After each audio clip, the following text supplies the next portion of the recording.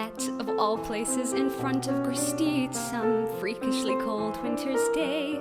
I had on several unflattering layers of wool. He slipped on the ice with his grocery bags full. So I rescued some Fruit Loops he'd dropped by the curb, and he made some remark that my smile was superb. And I thought that was sweet, and I started to go. And he said, "Hey, what you doing tomorrow? Because I'll be here on the corner of Bleecker and Mercer tomorrow at 7. If you want to meet up, I'll be waiting right here. And in case there are two fellas waiting for you, my name's John." He waved and then he was gone.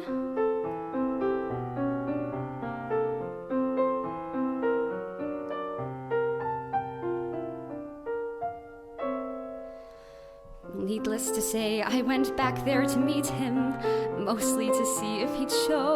And there he was, out in the cold with his jacket pulled tight. He took me to dinner and kissed me goodnight. The next week we went to this terrible play, and the week after that drank hot chocolate all day.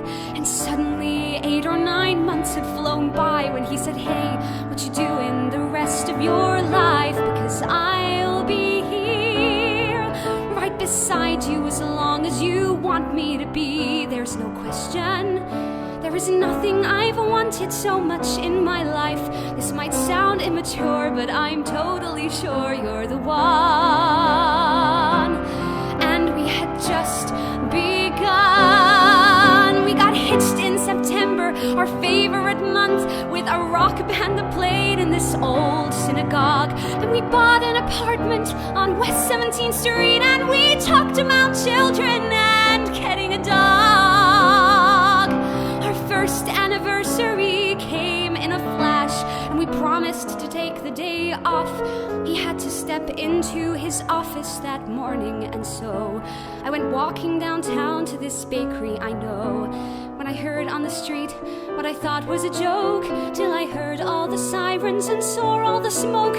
So I'm running back home with this feeling of dread, to the voicemail he left, with the last words he said.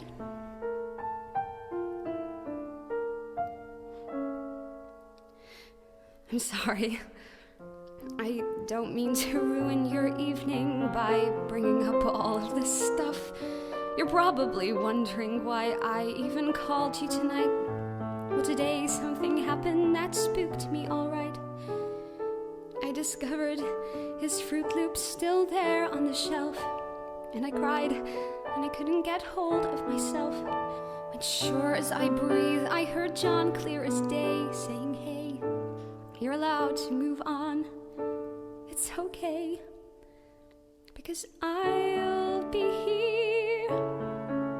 Even if you decide to get rid of my favorite sweater. Even if you go out on my birthday this year, instead of sitting at home, letting all of life's moments pass by. You don't have to cry, because I'll be here when you start going back to the places we went to together. When you take off your ring and you let yourself smile. When you meet someone handsome and patient and true. When he says that he wants to be married to you. When he calls you one night and he meets you downtown, and you finally answer him yes.